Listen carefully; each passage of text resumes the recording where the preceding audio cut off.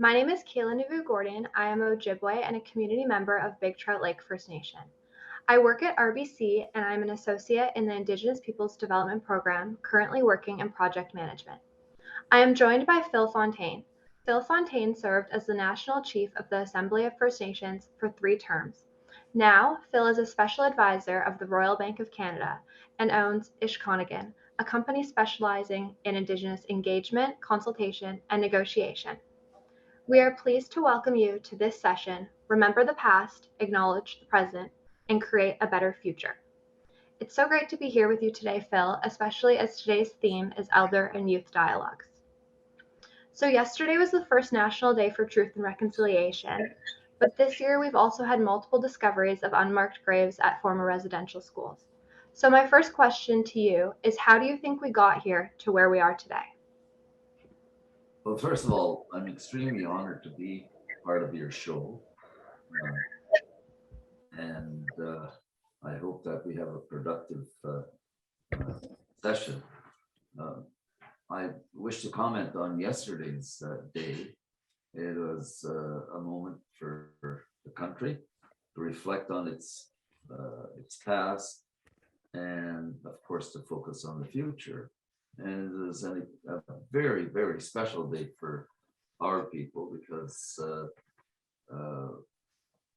there's the day came with recognition of who we are, the lives we've lived, and what all of that means for the country. So it was an incredibly important day, and we will be able to celebrate. I say celebrate. People will focus on it in different terms, of course, but we will have this day on an annual basis from here on in. Now you ask me what got us here. I would point out that it wasn't just one moment in time that got us here. It was a series of moments and events. We can go all the way back when Europeans first came to our shores. We could focus on Charlottetown. Bro, you do the clap.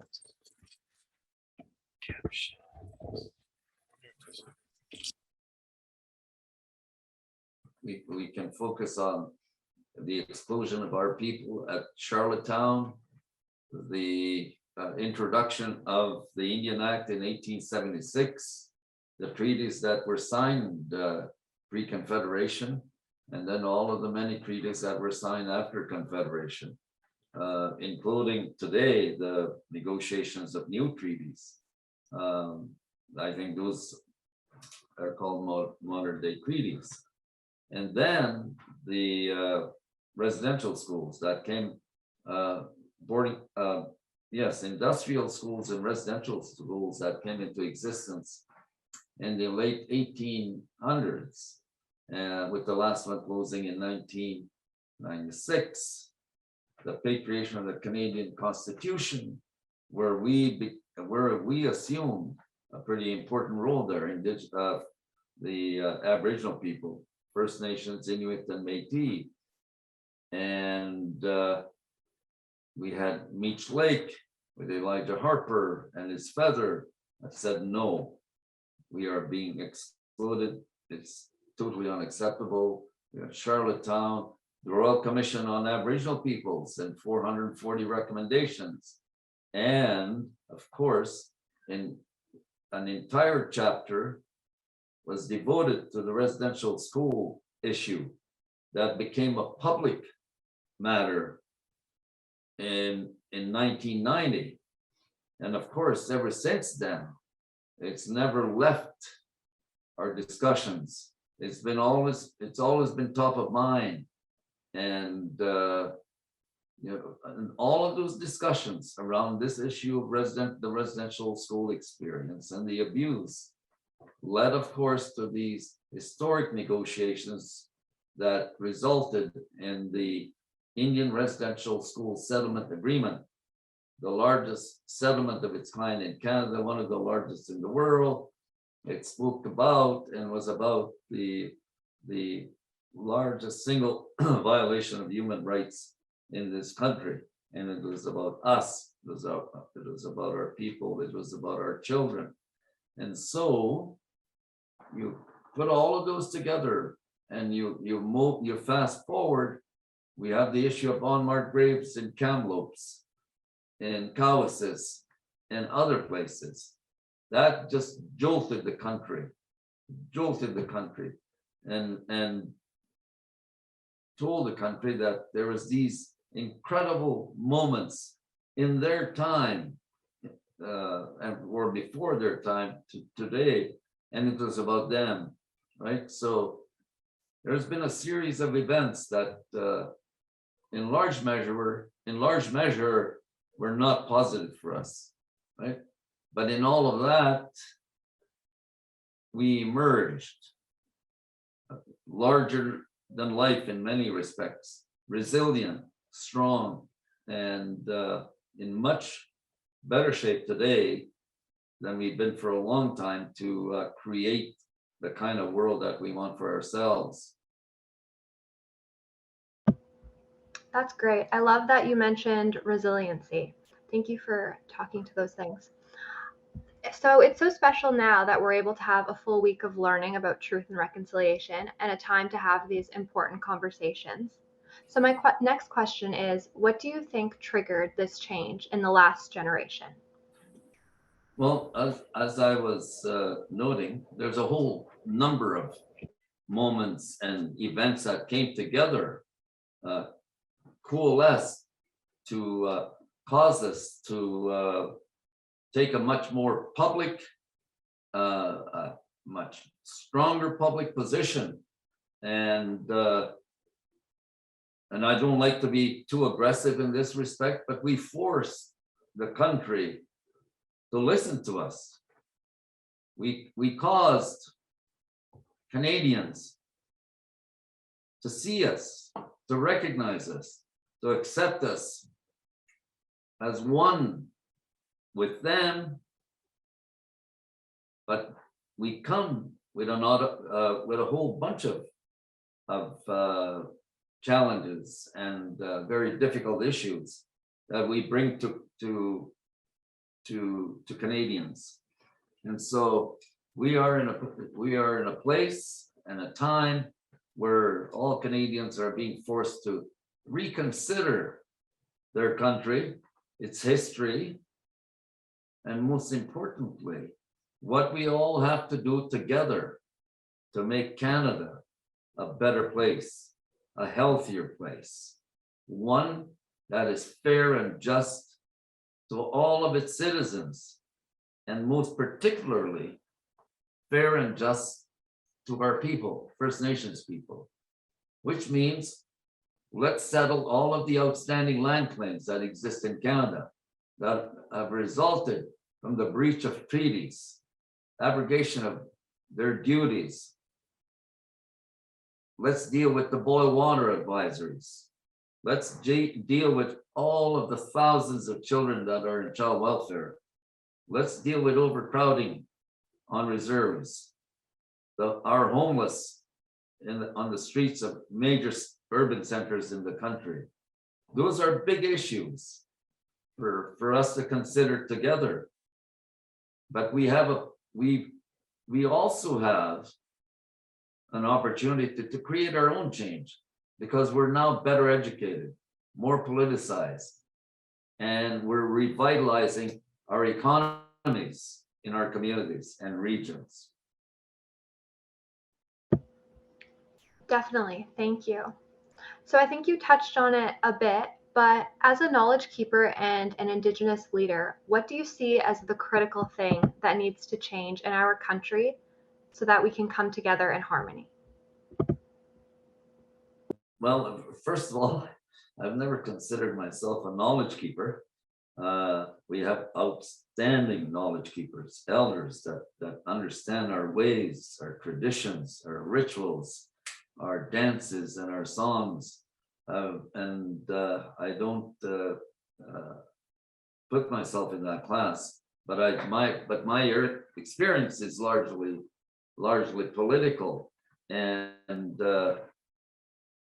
as far as the future goes, in spite of all of the challenges that I listed earlier, I mean, those are going to be with us for some time. For example, we're just starting on this issue of unmarked graves. That's going to take a considerable period of time to resolve, right? And because there are so many residential schools in all parts of the country, and people are getting really worked up about the issue, and so they should be. And so it's going to take some time and effort to resolve this issue.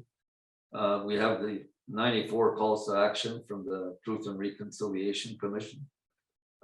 That's essentially a roadmap to Canada's future. And if we are able to implement those, if we are able to give them effect, we're going to be so much better off. The thing that inspires me, and I've said this quite often, well, first of all, I mean, we have a lot of tragedy in our lives as Indigenous people, a lot of tragic moments, but that's not all we are, right? And that is not something we want to impose or leave with the young. We have so many, today we have so many outstanding young people, highly educated, highly accomplished, that are making a mark in this country and elsewhere. And they represent an incredible opportunity, not just for the Indigenous community, but for the country, to take full advantage of these young, educated, very accomplished people, and to ask them most directly, what is it that we can do together to make Canada healthier, safer, and more just for all peoples? And that would include, of course, the revitalization of our languages, even greater acceptance of our traditional ways, changes to the legal system so that Indigenous legal traditions are incorporated into, as it's being done now, into the Canadian legal system. And those are all very, very important. And the people that will lead the charge are young people like yourselves, Kyla. And there are many others like you in just about every sector in the country, in law schools, in schools of higher education, in medical schools, schools of dentistry, social work, scientists, and the like. So we, I think, have every reason to be very optimistic about our lives to come. And as I said, the young people are the ones that will make things so much better for all of us. Thank you so much for that. Yes, I'm really optimistic too. So it's been great to hear your thoughts. And I was just wondering, what is your message to the next generation of leaders? Well, it would be wrong for the young people, indeed for all of us, to forget about the past. I think we have to have a very developed sense of the past, past events that created different kinds of change, some positive, some negative. And to use those past events as guideposts as we proceed into the future, as we strive to make a better future for ourselves, as I said, to create a healthier, safer, more just country for all peoples, including our people. There has to be a drive, a very concerted drive to eradicate mass poverty in our communities, because that is dragging us down as a country, right? And we have to do something like the world powers did after the Second War, World War II. They rebuilt Germany. There was a Marshall Plan.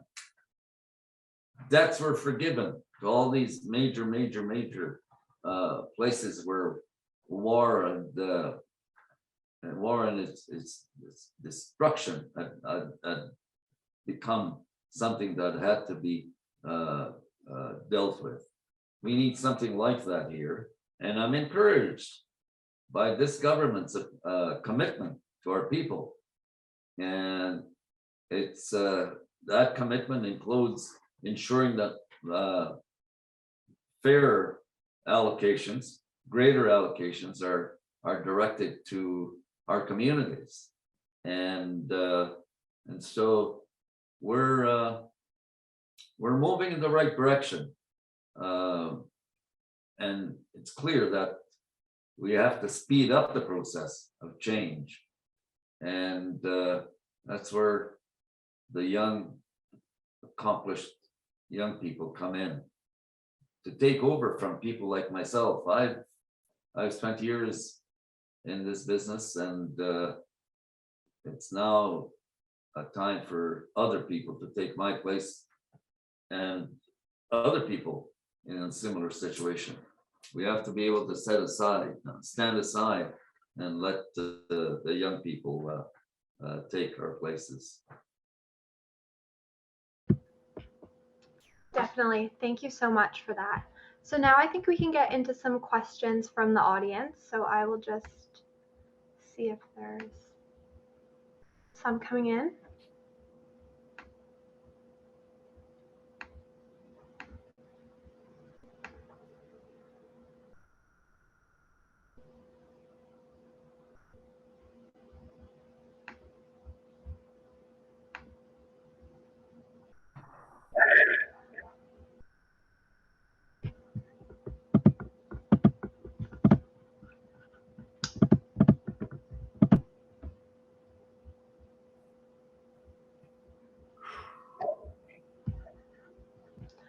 Okay.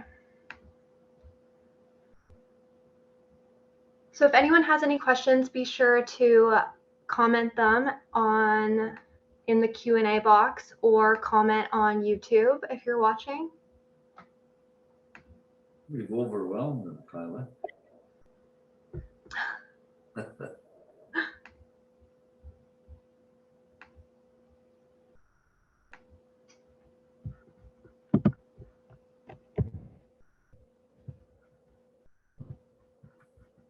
But I enjoyed the session, Kyla. I must admit, we had a good conversation.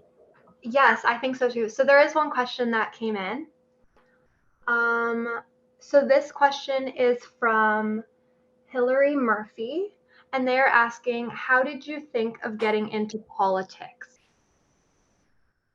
Well, I think it was always in the back of my mind as I was a young person growing up on the reserve, spending about a bit of time in the big city of Winnipeg, and returning to the reserve, believing that I could become involved and actually make a difference.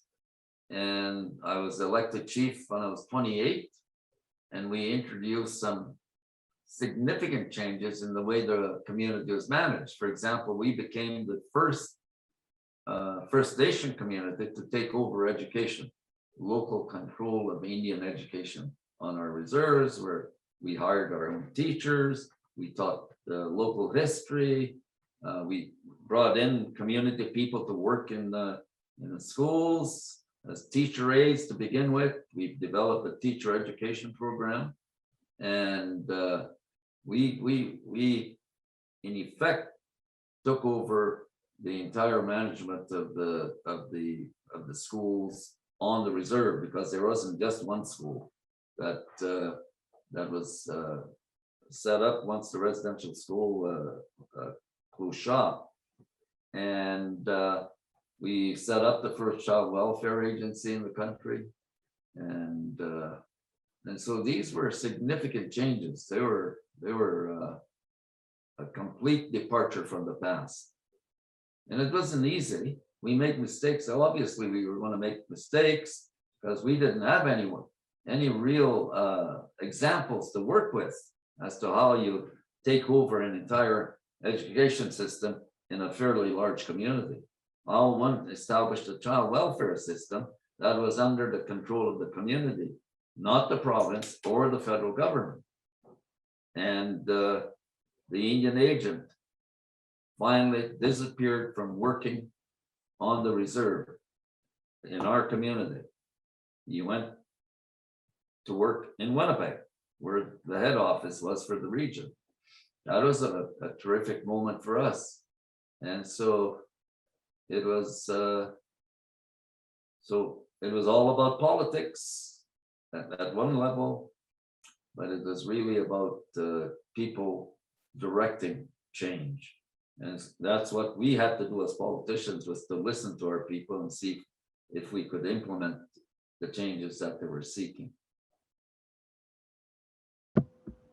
Definitely. Thank you for answering that question. So the next question is, do you think the Indian Act is serving the country's First Nations well?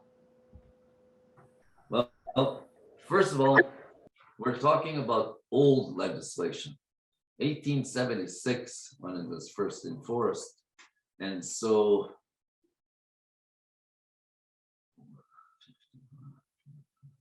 145 years in the books, and it was introduced to manage our people, to treat our people as less than human, to control every aspect of our lives, where we went to school, how we were registered then as Indians, how our communities were to be managed.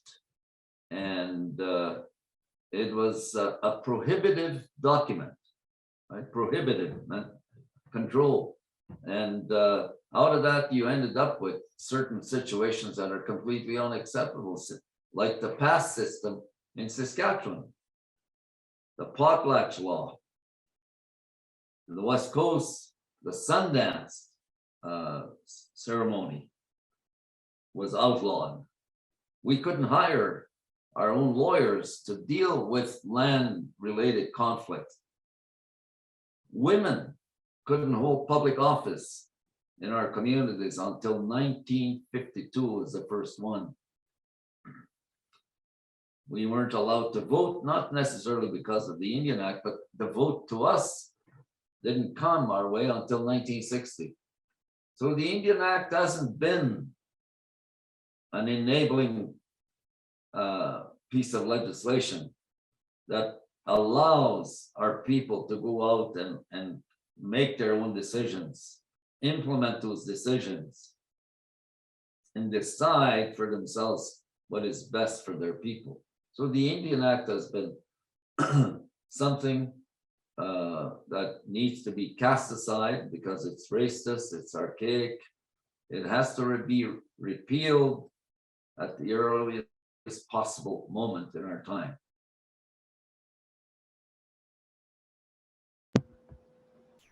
Definitely. Thank you so much for that. The next question comes from a grade 7-8 class in Bulmertown, Ontario, which is close to my hometown. And they are asking, can you share about your experiences with meeting the Pope? Oh gosh. Yes, I've met two, actually, Saint John Paul II and Benedict XVI. It was actually a pretty moving experience. It was a powerful moment to meet Benedict XVI in private audience. And we met him right at the Vatican, right after the general audience where the Pope travels across in amongst the crowd of people at Vatican Square. And then we were ushered into this room called the Reconciliation Room, actually. The church officials were on one side, our representatives were on the other. And then the doors opened to this room, and the Holy Father, Benedict XVI, walked to the front, and we were individually introduced to the Pope. And he invited me to speak, which I did. And then he responded to my statement. And it was all very respectful. It was moving, as I said. We had an elder as part of our delegation, Tabasanikut Kino from Kenora, or at Waningaming actually, who had brought with him his sacred objects, right?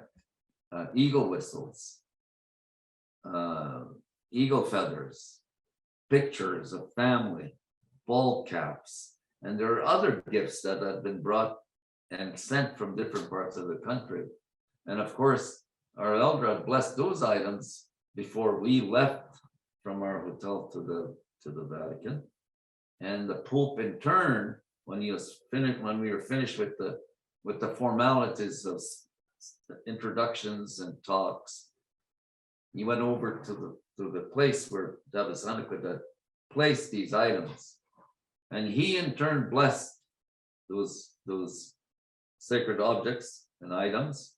And he was presented with an eagle feather. Remember, the eagle feather was considered paganistic, right? A pagan icon. And he was presented with an eagle feather. He accepted the eagle feather with a big smile on his face and held it up. And there's a iconic picture of Benedict XVI holding an eagle feather with a big smile on his face. Thank you so much for sharing that. So the next question is,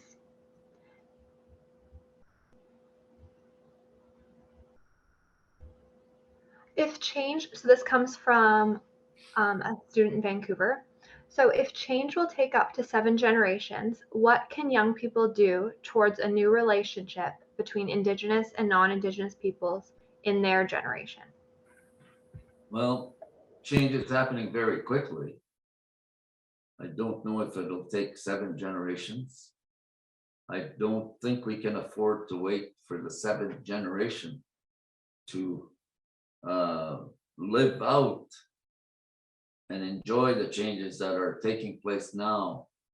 I think we have to look at change as something urgent.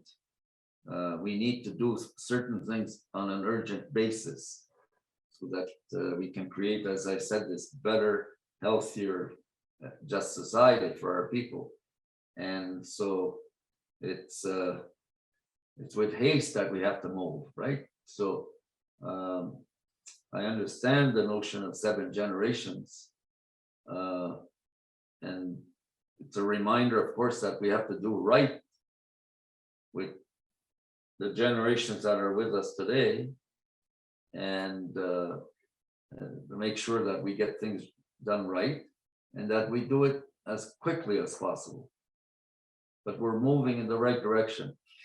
I think by the time the 7th generation is on the scene, things will be much better than they are today.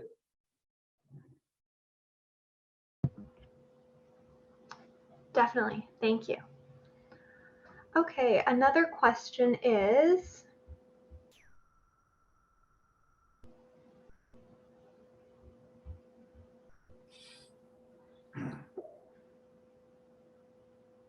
at what point, this is from Anne-Marie De Silva, and she's asking, at what point do we start actually learning how to pronounce Indigenous names instead of going the easy route of using English names?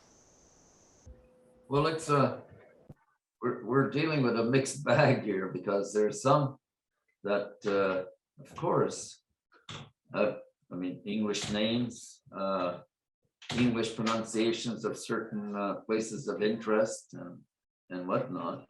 And some may describe that as taking the easy route, but that's just the nature of things, right? That's how this whole situation came to be. People introduced English names, French names, and that became commonplace in our country. But that's changing now. And people are making a real effort to be able to pronounce these words that are so different. Ojibwe words, Cree words,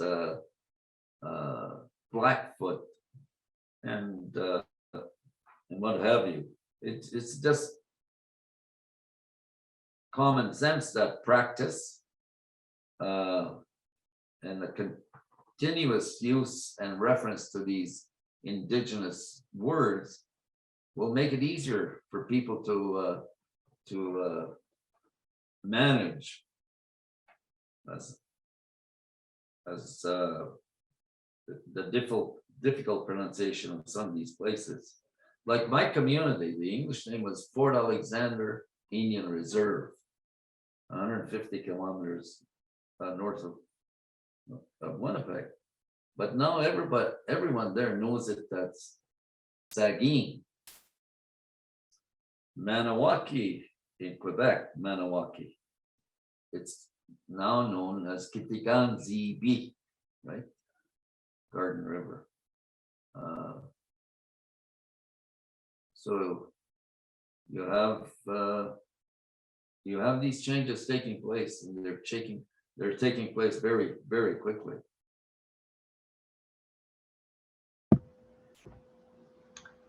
Definitely. Thank you. So I think we can do one more question. And this question comes from Caitlin Kilpatrick, and they are asking, a student would like to know what the funding from the government might go toward. Please repeat that. I couldn't. What are you saying? We're asking?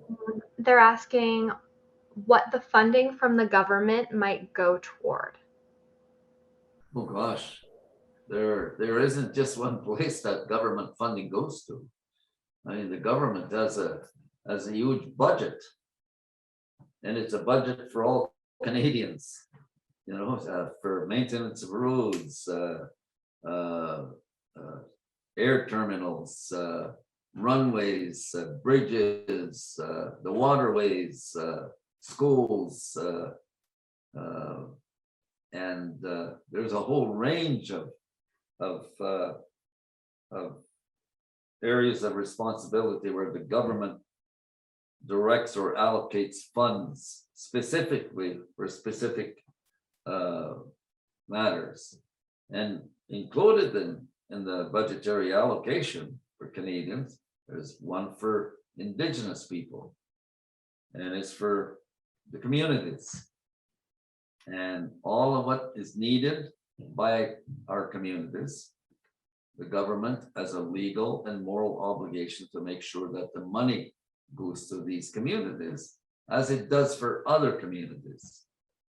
And we're not treated any differently or in a special manner than other Canadians are treated, except that in our case, we have distinct agreements with the Canadian government. We are the only peoples in Canada that have treaties. And with these treaties come legal and moral obligations on Canada to deal with our lands and to deal with the issues that are related to the how would I put it? The creation of communities that are viable, right? There's specific funding that's allocated to those situations. Thank you so much. So I think we're actually at time now, but I just want to thank you, Phil, for taking the time to sit down with me today. It's been a great privilege to be able to talk to you. And thank you everyone for joining us. And I hope that you're enjoying Truth and Reconciliation Week. Thank you, Kyla. Thank you. It is a pleasure.